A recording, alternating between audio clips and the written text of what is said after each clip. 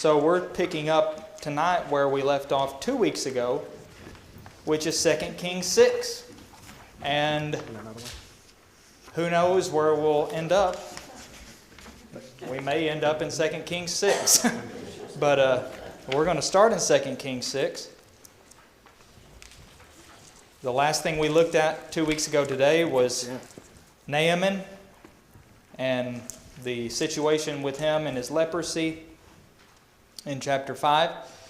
Elisha's servant who made a mistake and went and lied to Naaman and accepted a gift that Elisha had rejected and made up a story to go along with it. And he then inherited Naaman's leprosy.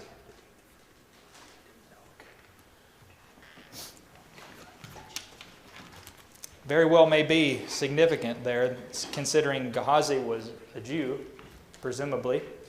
Naaman was a Gentile, and yet he was cleansed of his leprosy, and Gehazi, the Israelite,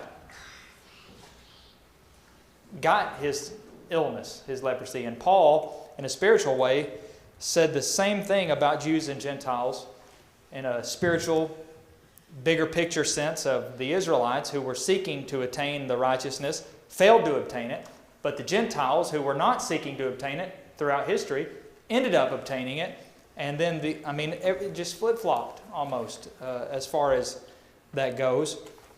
It's just an interesting connection there.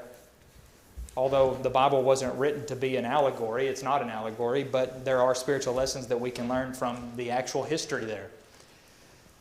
In chapter 6 then, and as I said before, Elisha's ministry is very much full of low, humble people. And it's not always the kings, it's not always the big-time events, although there is some of that in here. Elisha's ministry, more than any other, and Elijah's too, but even more so Elisha, shows small things.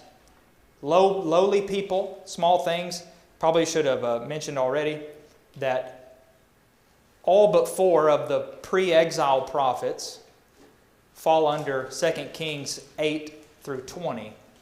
So this section that we're approaching here, most of the prophets fit under that, in that time window, all in pretty much 2 Kings.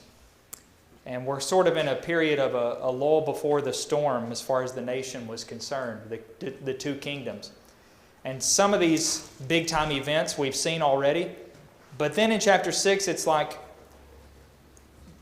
a seemingly totally pointless detail, like insignificant it seems. Here's what we read. Now the sons of the prophets said to Elisha, "See, the place where we dwell under your charge is too small for us.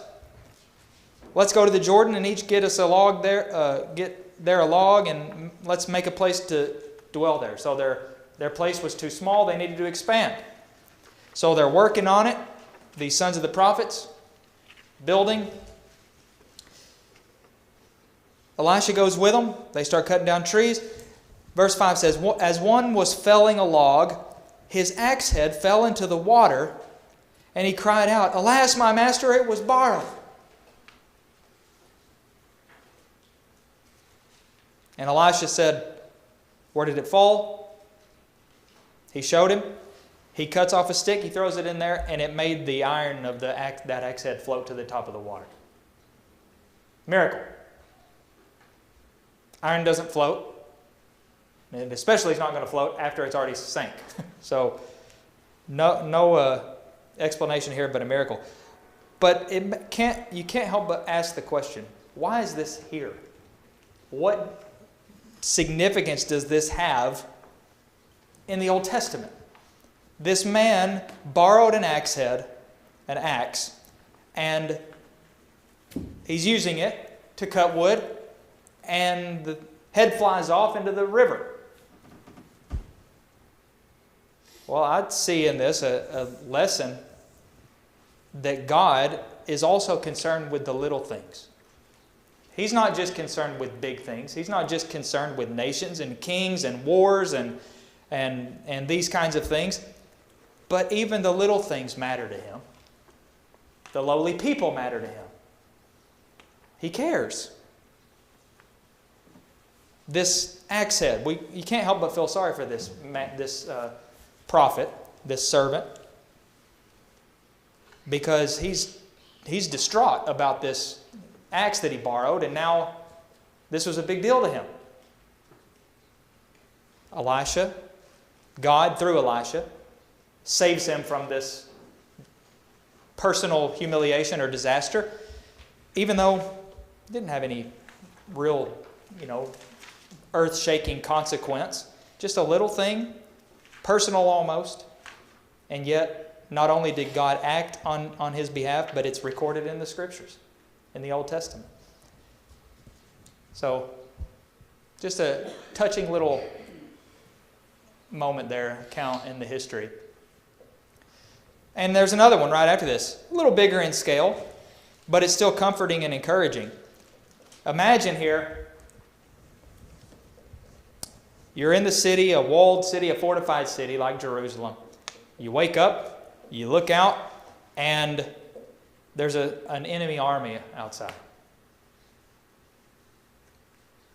As far as the eye can see. More or less. Elisha's servant sees this. And he's distraught. He's distressed. And he says something very similar to what that prophet said. He said, "Alas, my master, what are we going to do? How are we going to get out of this? We're doomed."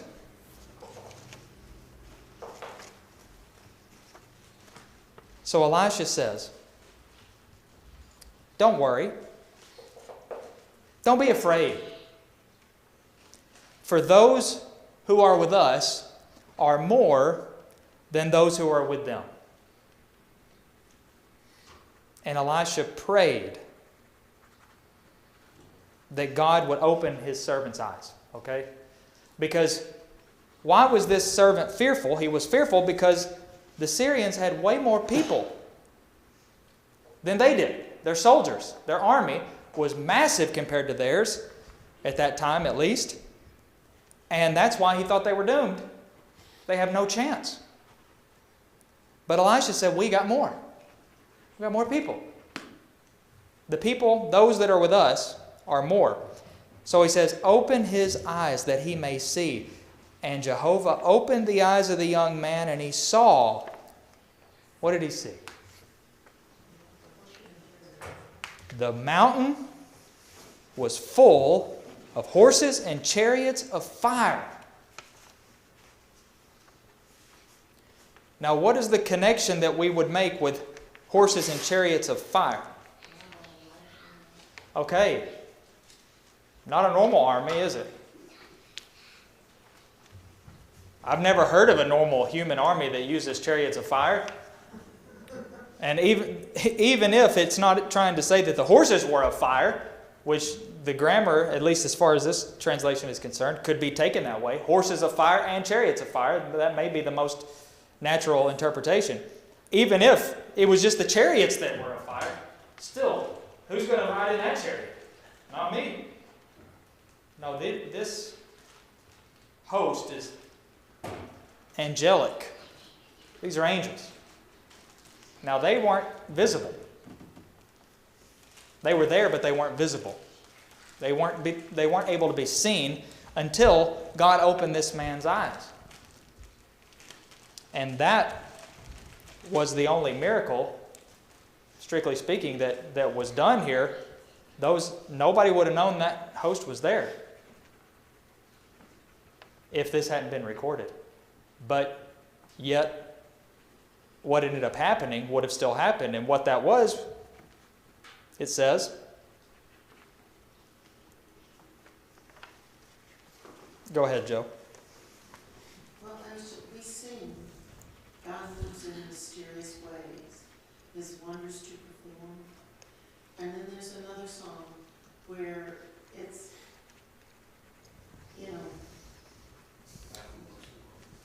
no, the one, in other words, God will make a way.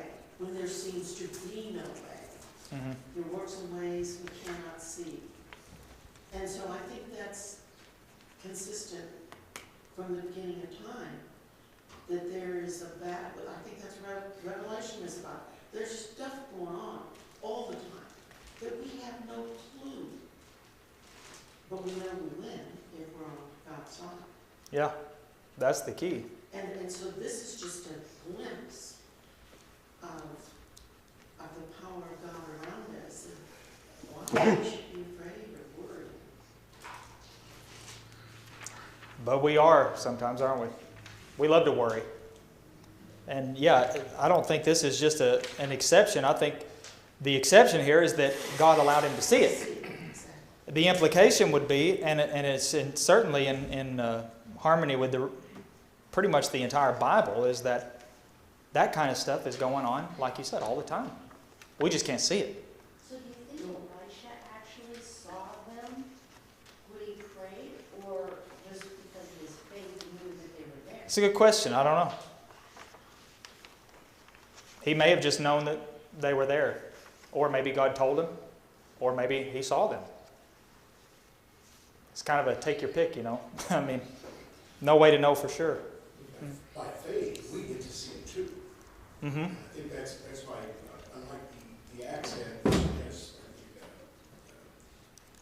more direct fulfillment for us, because when we talk about the full armor of God, so that we can stand against the scheme of the scheme, Yeah. it says, for we do not wrestle against flesh and blood, but against the rulers, against the authorities, against the cosmic powers over this present darkness, against the spiritual forces that are evil in the heavenly places. Therefore, take up the whole armor of God. And so here's a practical reason, because it's our battle is not with flesh and blood, but with those spiritual forces. Yes. And whenever we get caught up in the flesh and blood outlook, that's when we lose hope. That's when we start to lose faith, whenever we forget about God. So this servant, he had a moment of panic, and I can relate to this guy, because I would be right where he is, saying, Elisha, you know, the man of God, he had enough faith at least to go to the man of God. He was the right man to go to if you're going to go to a man. The one who has a special connection with God, or it seems, you know, compared to most people. What are we going to do? Well, he got his answer. Not to worry, for one thing. Mm-hmm. But see, that's what Peter did as well. When we talk about our eyes of faith, or the eyes of our heart, should always be past this world.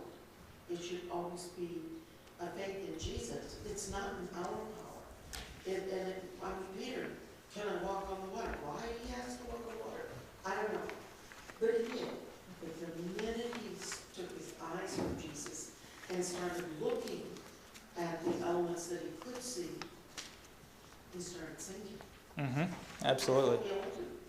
He lost sight of Jesus, so to speak. And then here he goes. You know what the most intriguing or interesting thing about this is, even though Elisha God showed this servant his force, I guess, behind the scenes. What's amazing about this is no fighting even took place. God, here's this angelic host, and they weren't even used. But it's almost like God shows his power even more, in that not only did he have that force at his disposal, he didn't even need to use them, because what ended up happening was Elisha prayed that they would be struck with blindness, and they were struck with blindness. And then he said, hey, this is not the way, this is not the city, you're at the wrong place, kind of thing, I guess. It's a little confusing, admittedly, but that's what it sounds like. He leads them to Samaria. He says, follow me. Get to Samaria. Elisha, the king of Israel, he goes to the king of Israel. He says, shall I strike them down? And he said, you shall not strike them down. Would you strike down those who you've taken captive? Give them bread and water, that they may eat and drink and go home to their master. So that's what they did. When the Syrians came down, Elisha just prayed to God.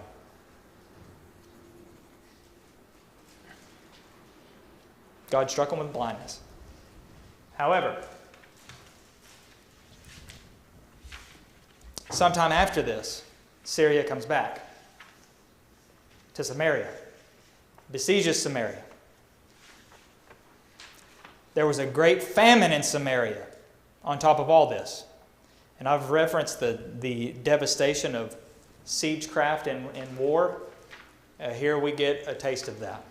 And this is not a pleasant record at all. But it is very telling of how awful conditions were at this time. And there is significance to it. The famine, on top of everything else, was so great. And here are some more numbers or references that don't mean a lot to us from our vantage point. But here's what the text says. It was so great that a donkey's head was sold for 80 shekels of silver, and the fourth part of a cab was of dove's dung, quarter of a liter, it's been said, was 5 shekels of silver. Now, if you don't know what a shekel of silver is or how much a donkey's head ought to cost, doesn't mean a lot, does it? But the idea is it was way over the normal price for these things. These things that would normally be worthless, that would be the cheapest, among the cheapest things you could get, were outrageously overpriced. That's how bad it was.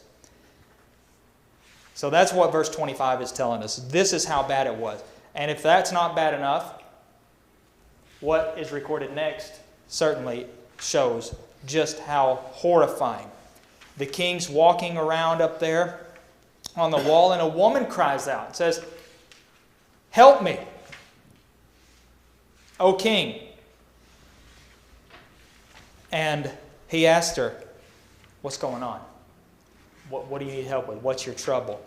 And here is what this woman said. It's difficult to even stomach reading it, to be completely honest. She said, "This woman said to me, 'Give your son that we may eat him today, and we will eat my son tomorrow.' So we boiled my son and ate him. And on the next day I said to her, 'Give your son that we may eat him.' But she's gone and hidden her son."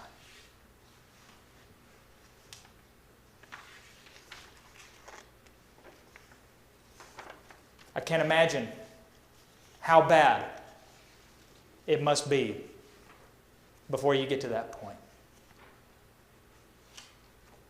This woman says this with seemingly the state of mind is obviously over the edge. Not to mention, the spiritual downfall, downward spiral. When the king heard it, he tore his clothes. But you know who he's mad at? He's not mad at them. He's not mad at Syria. He's not necessarily even mad at God. He's mad at Elisha, the son of Shaphat. He says, "May God do so to me and more also. If Elijah, the son of Shaphat, if the head of him remains on his shoulders today." Here's something that's a very significant connection to this. God said in Deuteronomy 28, curses that would happen to them if they disobeyed him, if they forsook his will, his commandments, his covenant. And in that declaration of prophecy was, "You shall eat the fruit of your womb, the flesh of your sons and daughters, in the siege and in the distress with which your enemies shall distress you." And look what's happening. He told them. Goes on and says, actually that's a little bit later.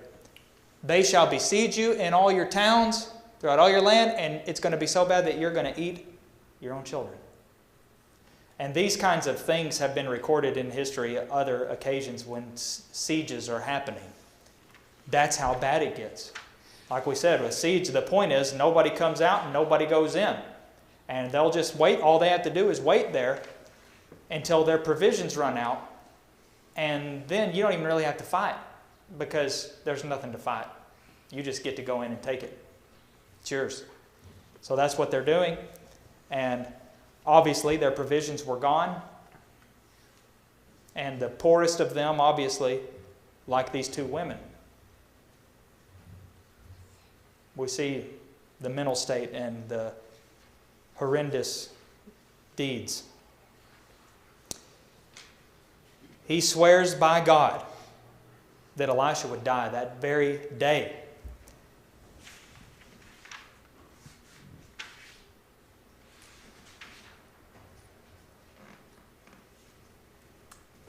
It says, while he was still speaking in verse 33,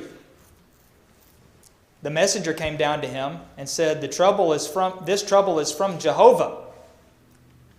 Why should I wait for Jehovah any longer?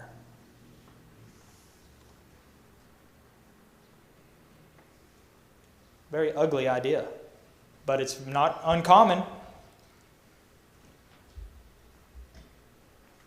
Elisha was sitting in his house, verse 32 says. The elders were sitting with him. The king had dispatched a man from his presence, but before the messenger arrived, Elisha said to the elders, do you see how this murderer has sent to take off my head? Look, when the messenger comes, shut the door and hold the door fast against him.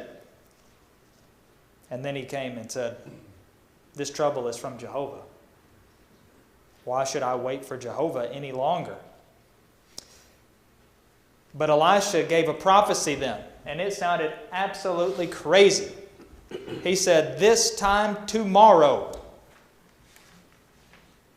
a seah of fine flour shall be sold for a shekel, 2 seahs of barley for a shekel at the gate of Samaria. Now again, those measurements and those monetary values, the point is the exact opposite as the other. These were fine wares, fine goods for a decent price, a very reasonable, affordable price. He doesn't say, in a week or a month or soon. He says about this time tomorrow, within 24 hours from right now, the day when these women had vowed to eat their children and did. He said tomorrow, about this time, conditions, economically speaking, are going to be totally turned upside down from what they are now. The captain, it says, on whose hand the king leaned, very close to the king, he said, this is impossible. Even if Jehovah should make windows in heaven, could this be possible? Could this thing be? And Elisha said, oh, you're going to see it with your own eyes, but you're not going to enjoy it. You won't be able to taste of it. You won't be able to eat of it. You won't be able to enjoy this thing. James 1, verses 6 through 8. Remember what James said there? If you lack wisdom, ask of God. And he said, but don't doubt. Ask of faith. Because the man who doubts, what should he expect to receive?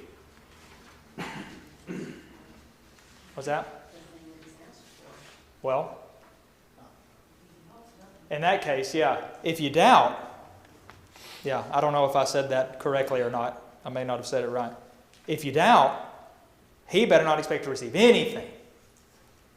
This man was about to find that out according to Elisha's word. Whoops, got ahead of myself. Now, conditions are changing. Guess who the king set in charge of the gate? That man, that captain. He's at the gate. Now, well, actually, I skipped a part. We don't want to look at that yet. Oops. The account of how this event turned. There were 4 lepers sitting at the gate. They said suddenly, they had an epiphany. Why are we sitting here? We're going to die. if we sit here, the only thing that will happen to us is we'll die. Somehow we're going to die. Starvation, something else, murdered by our own people, killed by the Syrians. If we sit here, we're going to die. So they rose up and they went out to the Syrians. That was their idea. They said, hey, what do we got to lose? Well, they get to the camp of the Syrians. There's nobody there. Don't you bet that was a weird sight? Where is everybody? They were just here. We've been sitting here, and the enemy army's gone. Well, here's the explanation. The Lord had made the army of the Syrians hear the sound of chariots and horses, the sound of a great army, so that they said to one another, uh-oh. That's a very loose paraphrase. Uh-oh, we better go. They've hired the Hittites and Egyptians against us. So they took off. God made them hear these things. They heard that army that the other guy got to see. Yeah, maybe they heard the army that the servant of Elisha saw. They couldn't see them, but they heard them. Maybe that's what it was. Whatever it was, it made them run away. So here come these lepers then. These humble, lowly, probably starved and very bad shape, these 4 lepers. Nobody's here. But they left all their stuff. They're gone. The people are gone, but they left all their stuff there. So like, hey, we hit the jackpot. Look at all this. But then they said, when they started to carry some stuff off, they said, this isn't right. This is a day of good news. We can't be silent about this. We need to go tell people. We'll get in trouble if we don't go tell. So they went.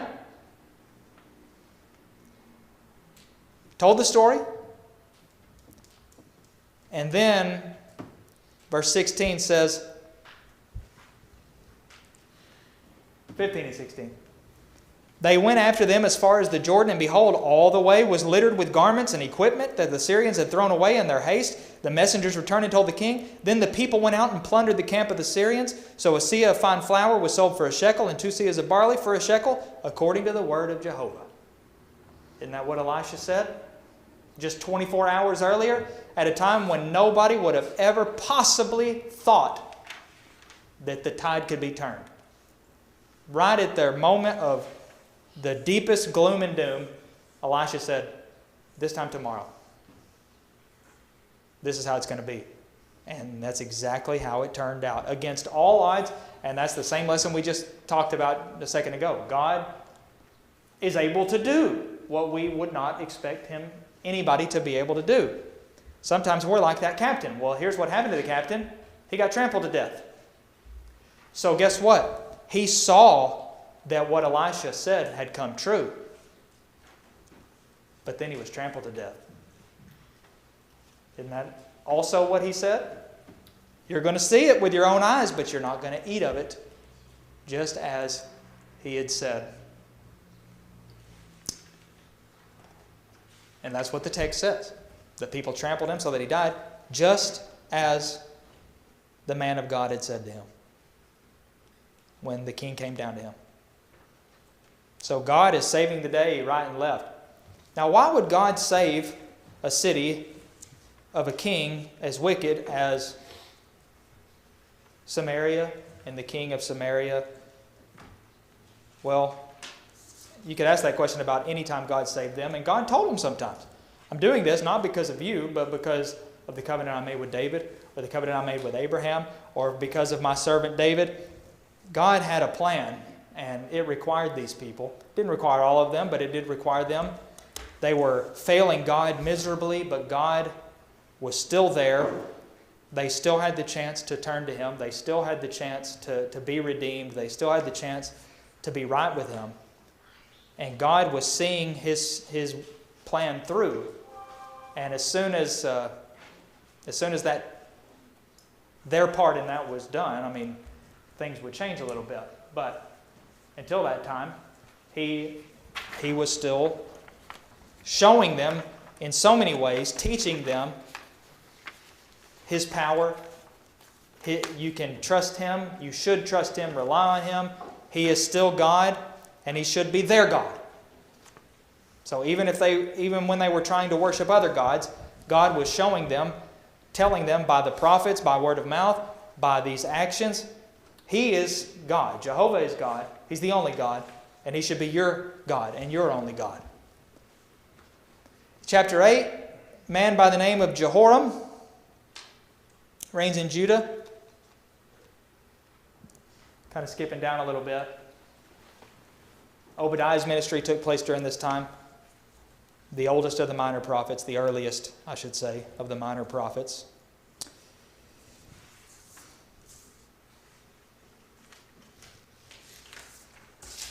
We're going to skip over that.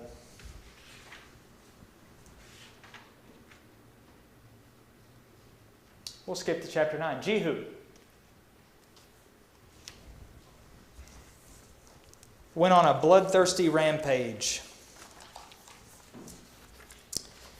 So Elisha calls one of the sons of the prophet, sends him on a mission to anoint Jehu the king of Israel. And when he arrived, he went into that house, he poured oil on Jehu's head, charges him by the word of Jehovah to strike down the house of Ahab. And then he simply leaves. Just goes home, goes back. Anoints him, says, here's your job. You have to annihilate the house of Ahab. See you later. That's what he does. After beating the truth out of him, Jehu tells people that this mad fellow, verses 11, why did this mad fellow come to you? He said, you know this fellow and his talk.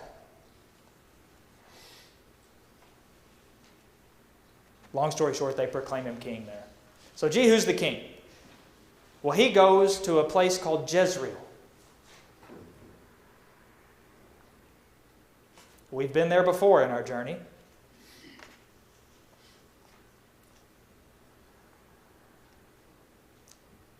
Joram tells this, King Joram tells this rider, sends this rider out to meet the company. He says, is it peace? And Jehu says, what have you got to do with peace? Come with me. So they go up. He says, make ready. He says, what peace can there be so long as the whorings and sorceries of your mother are so many? Jehu was a hard man, a rough man. He's not somebody I would want to mess with. And we're going to see that here in this situation. He gets there finally. Joram's mother, Jezebel, heard that he was coming. So she did what a woman like Jezebel would do. She prettied herself up. And she sort of prepared to put on a strong face or whatever and try to do whatever she thinks that she'll be able to do to, I don't know, alleviate the situation or save herself or whatever it might be. Try to seduce him probably. Not to seduce him, but to save herself in some way. Or maybe just to ensure he might go easy on her. She may have known that her life was over. But when Jehu arrived, Jezebel calls out from her high window, asks the same thing the other people had asked. Is it peace? You Zimri, murderer of your master? He doesn't even respond. He looks up, he says, who's on my side? Who is on my side? And it says these two or three elders, or eunuchs rather, looked out at him. Didn't say anything. They looked out at him. They were up there with her. He said, he took that for her. They had a silent communication, I guess. He said, okay, throw her down.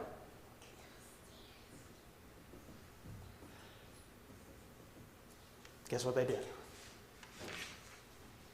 They threw her out the window. Just like that. Threw her right out the window. Not a pretty picture. In fact, it says her blood splattered all over the walls and the horses. Bolted. Trampled her body. Horses don't like blood. They also probably don't like bodies flying out windows, but the blood and all that threw them into a panic. They proved their loyalty to Jehu. You know what Jehu does after this? You know what I would have done? I would have thrown up everywhere. That's what I would have done. And then I would have passed out, and then I would have woke up and threw up some more. What Jehu does is he goes up, he grabs a little bite to eat. I told you he was a hard man. So he says, all this has made me hungry. Seeing this has made me hungry, apparently. But as they're eating up there, he says, you know what? We ought to bury her. She was a king's daughter after all, and a king's wife for that matter. She deserves to be buried. So he sent men to go bury her. But do you remember what Elijah had prophesied about her? Anybody remember? She's going to be buried?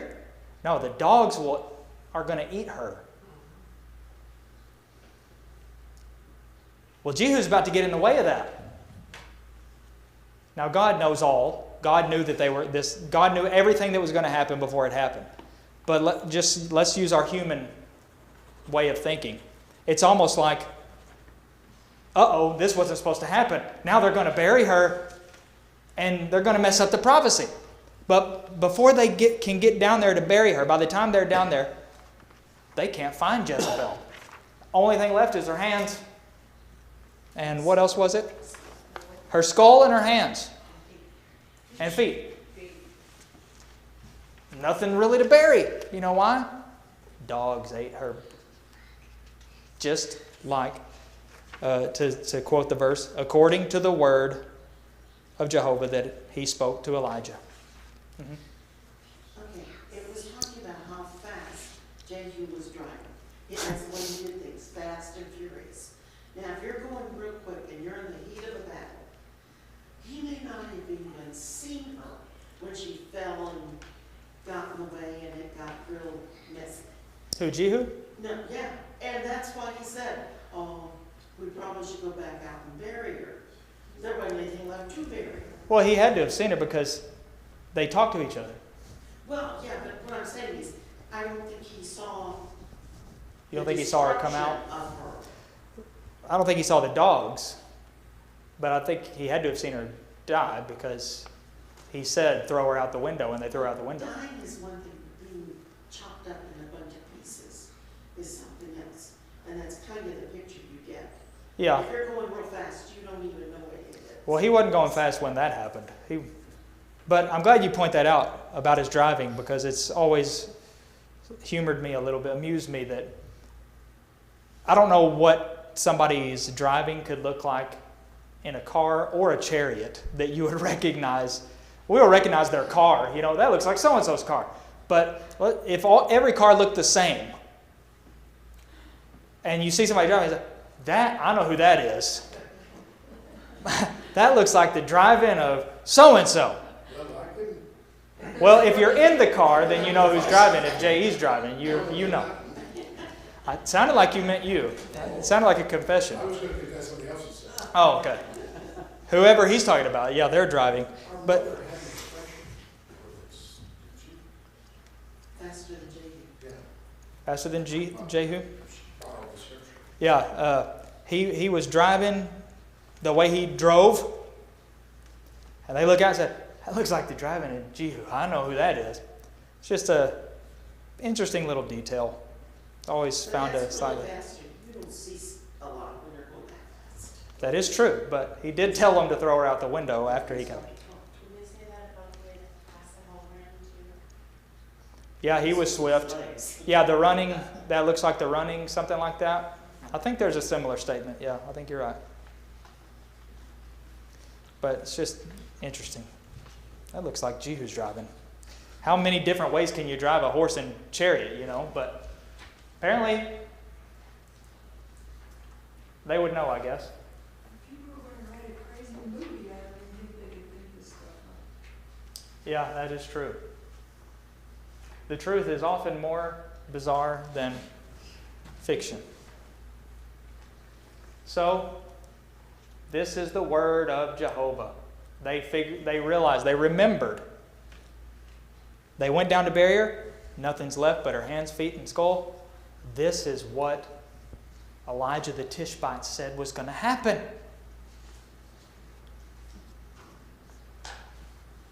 I don't know if they were shocked. They probably were. Even though they knew about that prophecy, it's just strange and funny how the human mind works sometimes. God said this was going to happen. And we're shocked when it happens. Almost every time. How many times did Jesus tell the apostles he was going to go to Jerusalem and be taken by the chief priests, killed, and rise on the third day? I don't know how many times, but many times. Several times are recorded in the New Testament. He probably told them more times than the ones that are recorded. And yet, they could not believe it. He told them he was going to meet them in Galilee after he was raised from the dead. The angel had to say, "Why are you looking for him? Didn't he tell you where he was going?" He said, "Going to Galilee. He's going to see you in Galilee." God had said this is going to happen, and yet here it happens. And this is exactly what Elijah the Tishbite said was going to happen. I wonder if their lives were changed by that, seeing that. You would think, but you never know. It says, "Thus Jehu wiped out Baal from Israel, but he was not careful to walk in the law of Jehovah, the God of Israel, with all his heart." He did some good, but he didn't do all good. And not just in an imperfect human sense, but he eradicated Baal worship to an extent, but he himself was not changed. He himself was not, it wasn't so much that he was a servant of Jehovah as he was a destroyer of people, almost. He was an enemy of Baal, but he was not a friend of Jehovah. He did not obey God's law with all his heart. He did not turn from the sins of Jeroboam, in which he made Israel to sin. Another one of those references of Jeroboam making Israel sin. And then it says, in those days, it's very significant, the connection there. In those days, Jehovah began to cut off parts of Israel. It's a very short statement, but a very big importance. Jehovah started to cut off parts of Israel. It had begun. The culling had begun. Parts of Israel were being cut off. I wanted to get to this map. Thought it was already time for the map. I guess not. I'm still going to get there anyway. Oh no. Assyria was rising up. Here's little old Judah. The northern kingdom, just pretend the northern kingdom's still there. It would be this area here. Here's Assyria. Big, looming enemy. Down here, another historical enemy. Not nearly as powerful as they once were. Not even close. But they were gaining some power. Here's God's people. Not looking good, is it? Now, to an extent, they were always sort of sandwiched like that. But these are hostile forces that are not that God is going to use to cut off Israel. And at the time of Jehu, God started to do that. And it's not at all disconnected from the fact that Jehu did not walk after the commandments of God in the law of Jehovah with all his heart. But he continued in the sins of Jeroboam, which he made Israel to sin. And that's when God started to cut off parts of Israel. He had saved them before the siege and everything, but then, and other times when the army would come and then they would be driven off or something would happen. But now the time was coming when they would start to be cut off. And that would have been a warning sign. An alarm should go off. Spiritual alarms. We better do something. If you're in a building, a skyscraper or something, and you start to see signs that the integrity of the structure has been compromised, what are you going to be thinking to yourself? I got to get out of here. Immediately. We got to do something. We got to head for the stairs, at least. That should have been happening here. When God started to cut off parts of Israel, that should have woke them up. We have been warned about this. God told us if we turn from Him, this is going to happen. He's been warning us and warning us and warning us, and we have not listened. We have got to change, or else we're doomed. But we'll see if it actually worked. Mm-hmm. But see, in that scripture, it says, Jehu got his sons as kings to the fourth generation because he had done what God told him to. But Israel itself sinned. So they were reaping their own sins, and not just because the leader got it that way. So in other words, they sinned and got the repercussions of their own actions. Yeah, they were all to blame, for sure. The king was always held as the chief responsible for even the sins of the nation, though. That's why 21 times Jeroboam is said to have made Israel sin.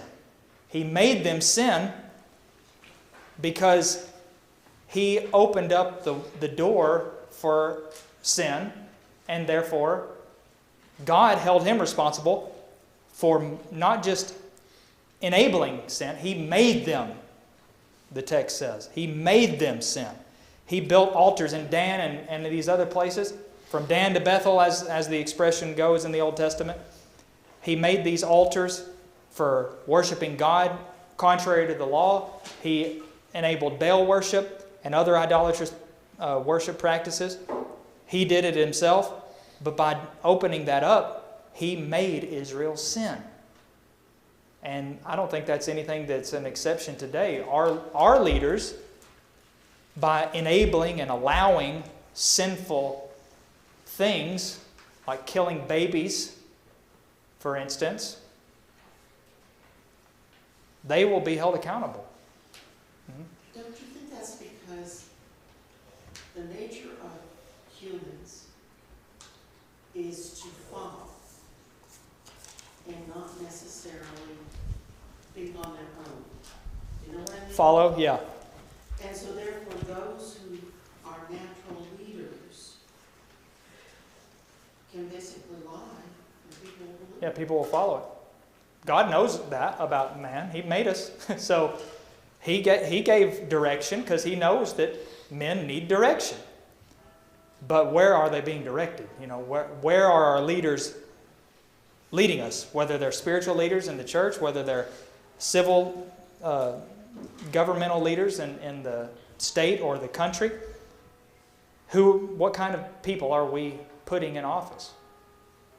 Because they can and do and will greatly affect the outcome of a nation. And I don't think we're doing a very good job, if I may say so, in that department. And we see the repercussions. Sheep need a shepherd.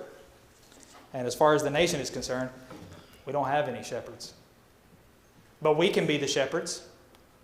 If we will be the shepherds, we can help to lead people. We can help turn it around. Again, what did we learn from chapter 6 here?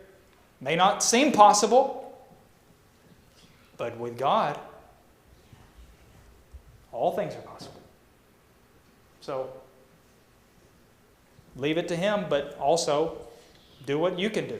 And God can make it happen.